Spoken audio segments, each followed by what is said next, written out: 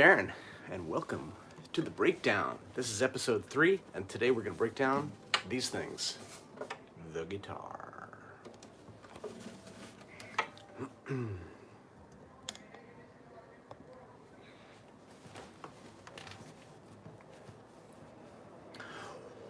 When I was about 8 years old, my mom said to me, Chris, you're going to take guitar lessons. And I was like, nah, sounds like a pain in the neck. And she was like, no, seriously, you're going to take guitar lessons. And I was like, well, what about the piano? And she said, you can't take the piano to the beach. That was a good point. And you can't have a sing-along with the piano. Actually, I'm telling the story all wrong. Okay, my mom comes to me. She says, Chris, you're going to take guitar lessons. And I was like, I don't know, that sounds like a pain in the neck. How about the trumpet? And my mom said, you can't have a sing-along with the trumpet. Good point. So what about the piano? You can have a sing-along with the piano. And she said, you can't take a piano to the beach. And I was like, how about drums? She was like, no son of mine is gonna be a drummer. That's not really what she said, but she was like, no beach, no sing-along, no drums. Like, seriously, guitar. And I was like, still looking doubtful, I suppose. My mom started to wheedle a little bit.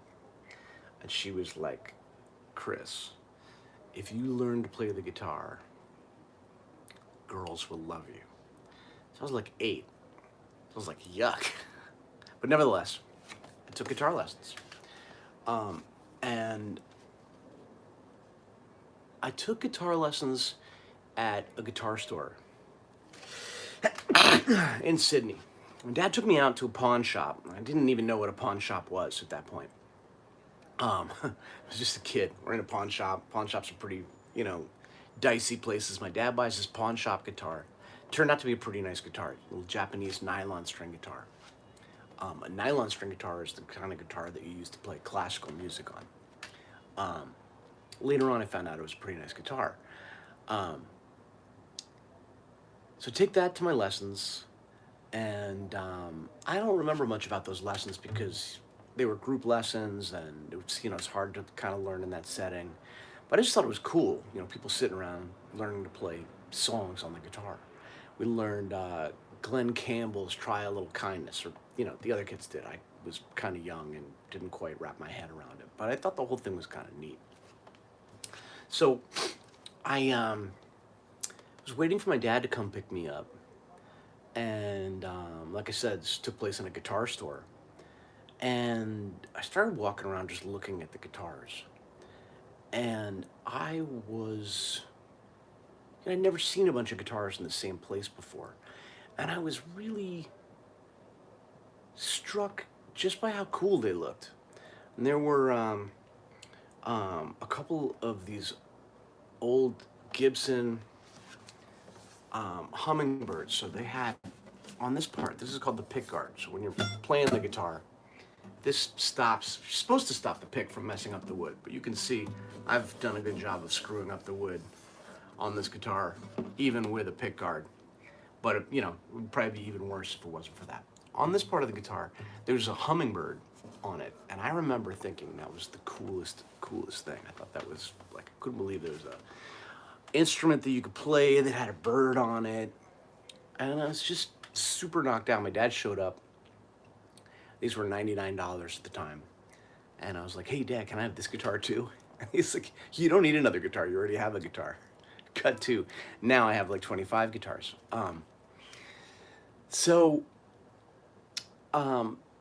That led to me just being really interested in guitars. Now, I didn't take it too seriously for a long time after that. I took lessons here and there and picked up a few things. But later on, some buddies of mine at school all of a sudden they all knew how to play some songs on guitar. Fleetwood Mac songs and Who songs, and I was like, what's up with that?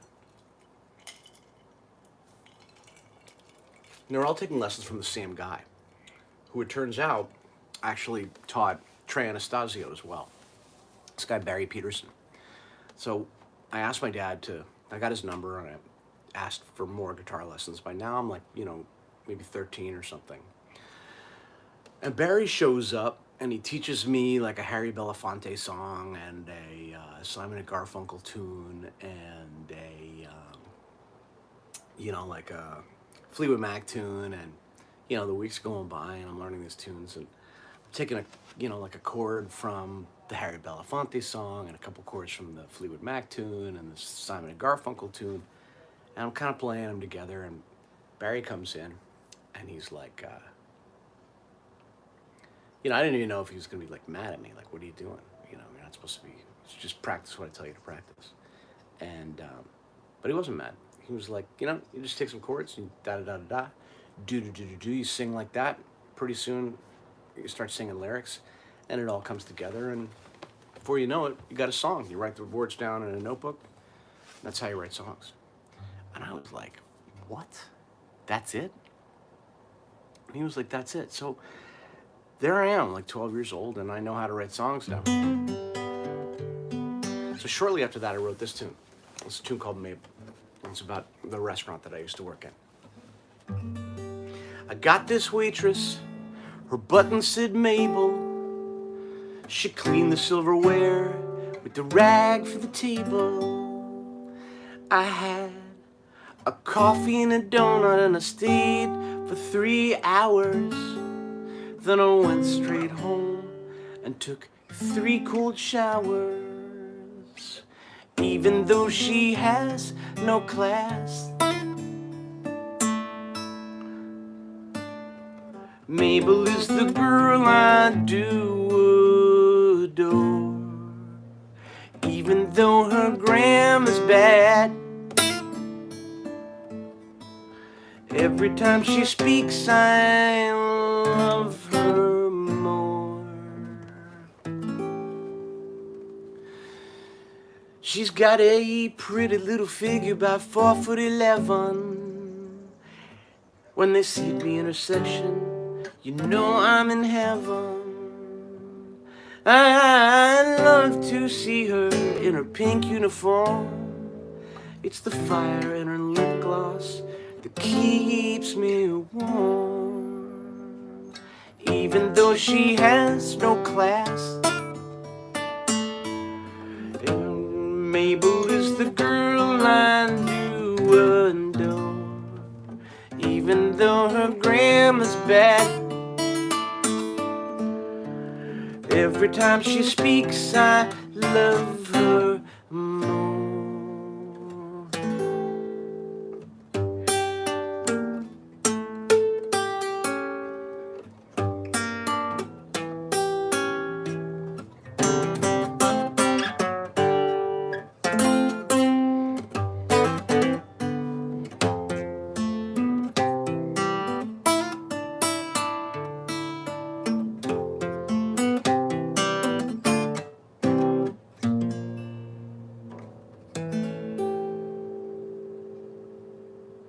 She said, my name is Mabel, if you need me just holler. She was pointing to the button on her blue collar. She said, mister, will you take me away?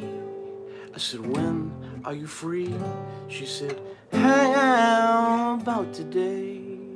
She dropped her apron on the floor. She took my hand and took me through the door. She said, mister, let's have some fun. We were standing on the sidewalk in the Denver sun. In the Denver sun. In the Denver sun.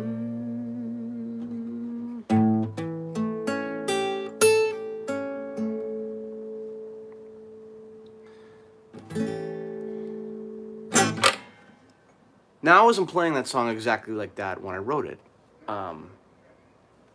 I was playing it much more simply. Now I know a lot of finger picking stuff. There's a lot of little trills and stuff I can do. And this song looks a little more complicated than it is. I mean, it's not a bad effort for one of your first songs that you've written. But I'm moving. Some of these chords are kind of the same chord. I'm just moving them around on the neck. I don't know where I got the idea to do that. But that's one of the things about the guitar that's really so cool, is there's all these kind of trashy little garbagey tricks that you can do, moving shapes on the guitar around the neck. Now, what's going on with the guitar? What is a guitar? What's happening here? One of the things that I think is really interesting, like about the way guitars are made, is that, okay, you got this piece of wood here, right? And these strings have a lot of tension on them. They're like, there's about 150 pounds of tension, maybe even more, sometimes as much as like 250 pounds of tension, depending on how heavy the gauge of the strings are, right? The strings can be heavier or lighter strings, right? That means they're thinner or thicker. They have kind of a different sound. But you got like 100, so this piece of wood right here, right? It just wants to snap together. The neck wants to break like this, and the whole thing just wants to break into a V rather than being this long thing. So why not make it out of stainless steel or something, right? Why not just make it out of metal? Well, you don't want to do that because all of the sound that's coming out of the guitar is happening because the guitar is vibrating, right? So if you make it out of, iron, it's not going to vibrate. It's not going to sound like anything. So what you're trying to do is make the lightest framework that you possibly can that'll still hold together and not snap. And that's the whole game of making a guitar. It's trying to make the most fragile thing that will still structurally handle all this tension in the strings. So you've got these strings here, they're coming down to this bridge. This is sitting here on front of the face of the guitar, vibrating the face of the guitar, vibrating the back of the guitar, and the whole guitar in general. And the tone of the guitar comes from how light the wood is, and how there's a little framework inside of here. I don't know if you can see that. Yeah, you can see that. See right here, you can see like a piece of wood in there. There's another piece there. This one has an X inside. Sometimes they have a ladder. Sometimes they have all kinds of like clever ways of putting the framework inside. But again, like if you put 2x4s in there, it's not going to make any sound. It's not going to make a nice sound.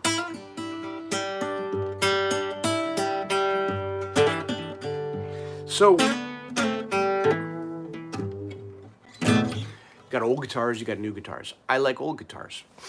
Old guitars, there's oil and stuff in the wood that slowly kind of evaporates out of the guitar over a long period of time. And that makes the guitar lighter. That makes the guitar sound better, or make more of a sound. And you've got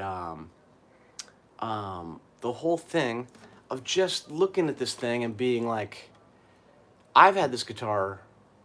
I bought this guitar in a barn in Rochester in 1989 or 90. So I've had this guitar for 30 years. This guitar was made in 1952. So this guitar had been around for 40 years before I ever even owned it. So who owned it? What songs were written on this guitar? What songs were sung on this guitar? This is an old guitar when I got it. It already had like this ding was already on it. You know what I mean? How'd that happen? What was that party? What was that party? What was this party? I didn't do these. I did some of these, but a lot of these were there when I got the guitar. So this is the first guitar I bought. This is the first vintage guitar that I bought. When I was buying my first guitar with my own money, I asked my friend, Dave Wilder, I was like, I had $300. I was going into the city, $350. Went into the city, and I was like, what should I do? How should I pick out a guitar? And Dave Wilder, he ended up playing with Macy Gray. He co-wrote that song. I try to walk away and I stumble. Was the best instrumentalist that I knew at the time, and he said it sounds kind of corny, but pick a guitar that you think looks cool, because you'll reach over and you'll be like, "Wow, that's a cool looking guitar." You'll reach over and you'll pick it, you'll you'll pick it up and play it. Now, like, one of the things I think is really interesting about the guitar is there are like techniques, where to learn to play the guitar, where you obviously like you learn more rudimentary stuff to more advanced stuff, but there's kind of two ways of playing the guitar. There's two levels of guitar. You can just kind of like play a guitar. There's simple guitar. And this is one of the reasons why the guitar is so enduringly popular. Because you can just be like, my bags are packed, I'm ready to go. You're standing here outside your door. I hate to wake you up to say goodbye. So many times I don't know the words, but John Denver, he is really cool. And my babysitter had long brown hair and she used to play this song. I'm leaving on a jet plane, don't know when I'll be back again. Oh babe, I hate to go. I mean, I'll never forget being, 6 or 7 years old and my babysitter showing up and with a guitar, a little brown guitar. She pulled it out. She sang "Leaving on a Jet Plane," and it blew my mind. All I ever wanted her to do was like play that guitar. It was always just like, get your guitar out. Can I fool around with your guitar? I wanted to know what the tuning pegs did. I wanted to like, fool around with it. Wish I could remember her name, because I was always like, can we have that babysitter again? Now that's simple guitar. You learn like 5 or 6 or 7 chords, because songs are made out of chords, and most songs don't have that many chords. Most popular American songs, rock and roll songs, just have a couple chords in them. That's that. Leaving on a Jet Plane. It's got 3 chords. G, my bags are packed, ready to go. C, G again, at your door. Here's that G again, and now we got a D. So you can learn G, C, and D, and you can play 1,000 songs. I'm not going to go through them all, but you can play 1,000 songs knowing 3 chords. And there's people who've had entire careers just writing with 3 chords. A lot of your favorite songs only have a couple chords in them, and so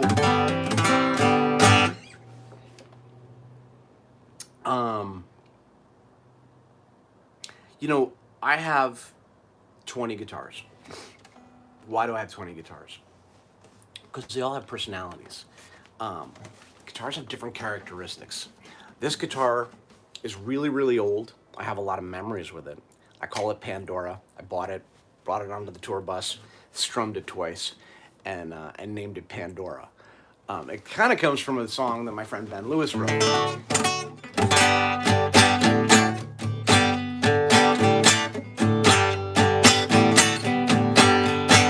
Too many doors, too many roads with too many cars.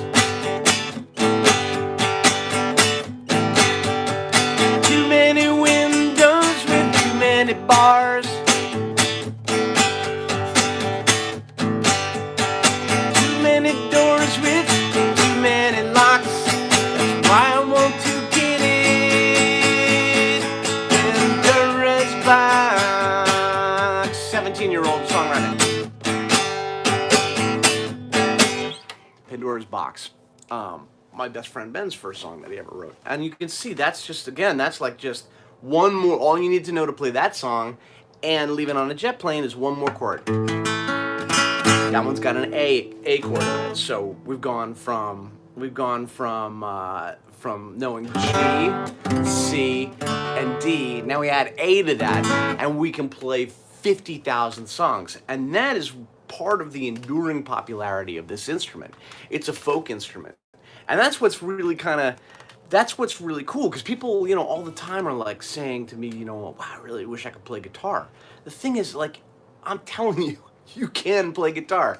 It's not super hard to play enough guitar to like go to a party and play 50 songs. If you can, if you can sing and you can learn half a dozen chords, you can play tons and tons and tons of different tunes. Then what happens is then there's advanced guitar, and now you're talking about, now it gets more complicated. If you want to really kind of play something elaborate on this, it's a lot of work. But again, we come back to like the enduring popularity and fascination of this instrument, because it's not like a violin or even a piano, where you could pick it up and in a couple weeks you know enough to play tons and tons of music. My mom was right. You could take it to a party, you can learn a couple chords, and you can play 50,000 songs. So it's an incredibly fun instrument to have around. So like, I'm a professional guitarist. I write songs on this, but I'm also like, I love this thing because I can just take it to a park and sit there. Today I was waiting on someone, and I was sitting on a bench playing guitar, and I was just practicing, and a lady got up and she gave me $1. She was like, "Thank you." I didn't tell her, like, "Listen, I'm a professional musician. I get paid real money to do this. You don't have to give me $1." I just took the $1. Here's the $1. There, she gave me the $1. What I did, I put it in my little money altar in the corner of my house.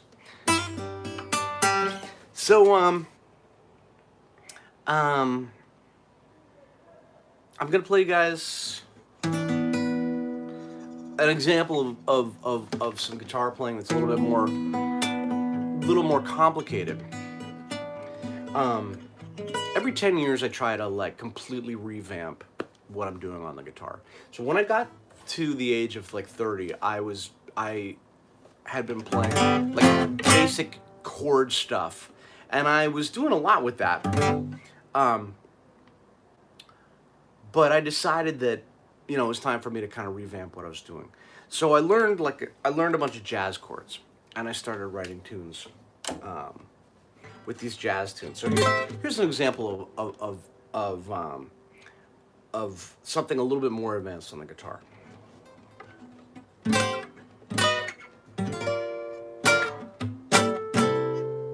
I don't know the temperature on Mars. I don't know the square root of 92. I don't know the distance to the stars.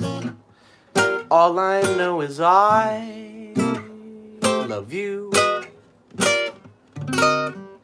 All I know is I love you. I don't have a thinker like Rodin. I don't know what made Picasso blue. Don't know a Seurat from Hey Cezanne. All I know is I love you. All I know is I love you. All I know is that your lips are honey. Don't go changing, baby, 'cause you're right on the money. I don't know the history of Greece. I don't know the date of Waterloo. I don't know the plot of war and peace. All I know is I love you. All I know is I love you.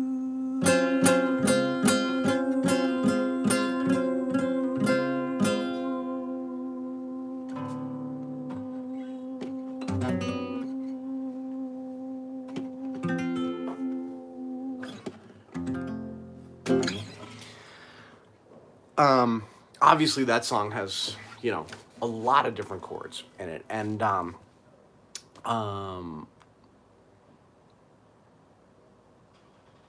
it's a lot more advanced, and it's interesting. You know, it's interesting to listen to, and it's a little more sophisticated. But to go back to good old Barry Peterson, Barry told me early on, when in my lessons with him when I was like 13 or 14 years old, this blew my mind. He was like, "You want to know the best way to learn guitar? Can't do it anymore, but." He was like, "You know, I'm gonna give you guitar lessons, but your high school," he said to me, "my high school, in the '60s and '70s," he said, it had this like square hallway that just went around and around, and well, I mean, it didn't go around and around, but you could walk around, you know, because it was a square. You could just keep walking around and walking around." And he was like, there were all kinds of like hippies in there with guitars, and people were cutting class and just sitting out there playing guitar. And he was like, if you really wanted to learn to play guitar, the thing to do was to walk around and just walk up to different people who are playing stuff and be like, how do you play that? And get little 15-second, you know, 2-minute, 3-minute guitar lessons. Because one of the things about the guitar that is really awesome is the riff. And, you know, a riff, you probably heard the term a riff. A riff is it's like a little piece of guitar music. Like, that's a riff. Or like just a little, it's a little piece of connective tissue, a little piece of guitar music that like ties a piece of music together. So another one of the really interesting things about the guitar is you can play the same chords all over the neck and stack up the notes differently, which is true on most instruments. It's just really interesting the way it can be done on the guitar, and that's how you start to come up with some of these riffs. So I'm going to play you I don't know if it's the first riff I ever wrote, but this is a tune that ended up on the Spin Doctors' first record. It's the first song on our first record. And it's just an interesting example of how the guitar is an instrument that kind of slices music apart in an interesting way and puts it back together in a way that is absolutely idiomatic to rock and roll. This is, you know, the guitar is kind of this funnel to rock and roll. And, you know, this is a question that Horsey had for me, which is, you know, if you're writing a song, are you like, oh, this is the guitar to write that song on? And the answer, that's a really interesting question, actually. I wouldn't have thought about it that way. Basically, like, I sit around and just get obsessed with the guitar for a while. So I'm gonna like bust out another guitar here. This is a 1959 Gibson J200. Very iconic guitar. And I've always wanted one because a hero of mine, Reverend Gary Davis, was famous for playing these. Or these were famous because he played them. I've always wanted one of these, and they're very valuable, and I traded a couple guitars for it. So here you have the guitar, and you have these simple chords.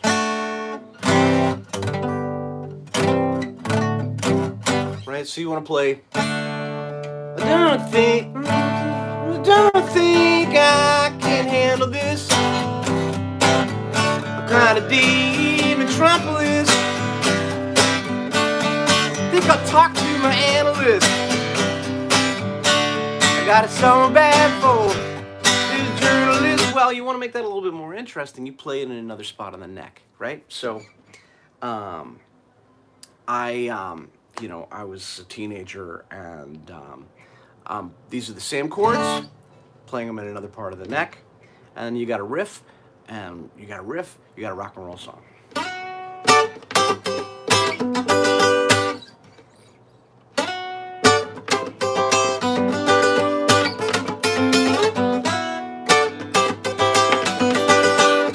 Eric plays this better than I do, but I made it up. Well, I don't think I can handle this. I'm trying to be image from police. I talked to my analyst.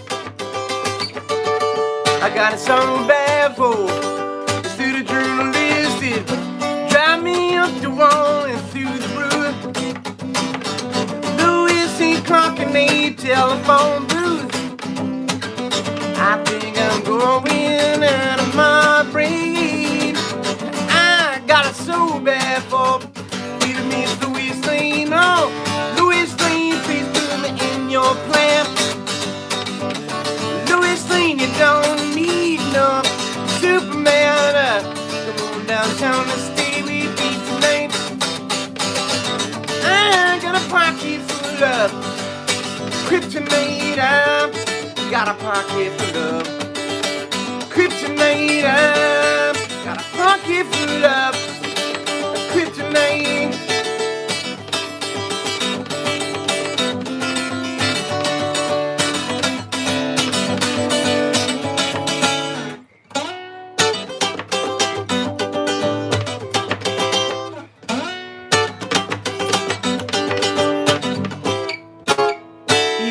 Buildings in a single bound. I'm in Shakespeare at my place downtown. Yeah. Come on downtown and make love to me. I'm Jimmy Olsen, not a Titanic. See, he's fast in the bullet, stronger than the train. He's the one who got lucky. Just keep around his Louis Lane. Can't believe my dilemma is real. I'm competing with the man of steel. Louis Lane, please put me in your plan. Louis Lane, you don't need no Superman. Come on downtown and stay with me tonight. I've got a pocket full of kryptonite. I got a pocket full of kryptonite. I got a pocket full of kryptonite.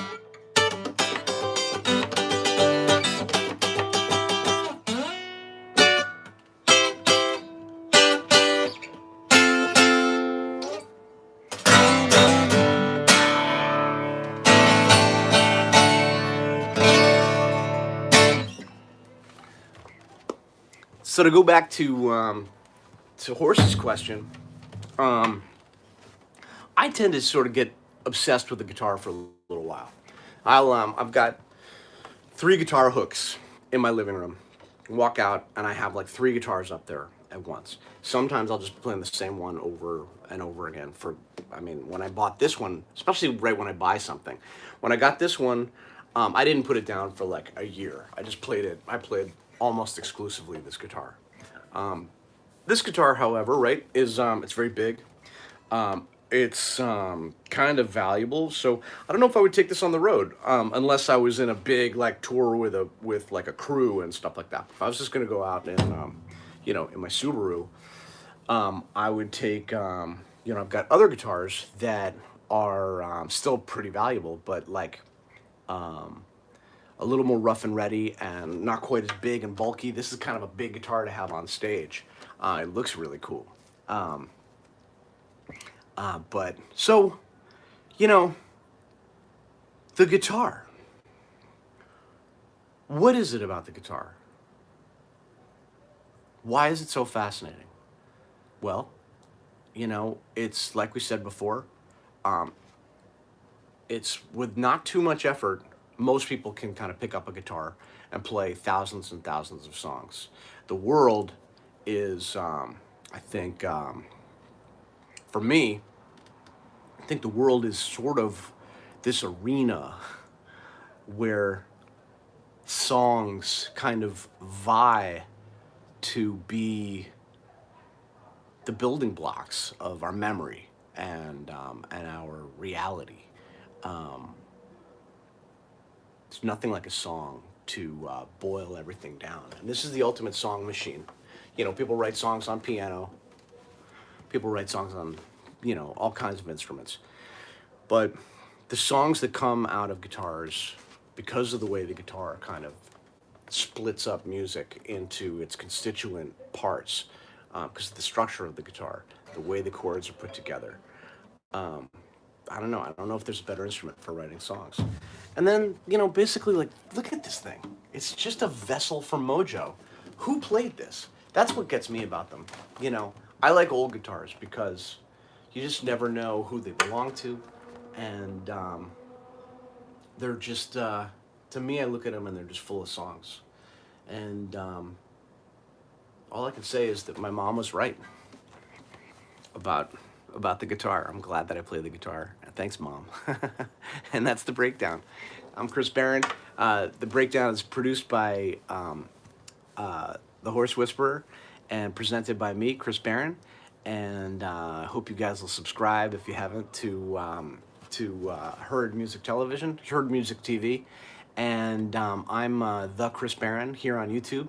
And I'm glad to have had a moment to talk to you guys about guitars and break them down for you. And I hope it was interesting, informative, and uplifting. Thanks a lot. I'm Chris Barron, and this is The Breakdown.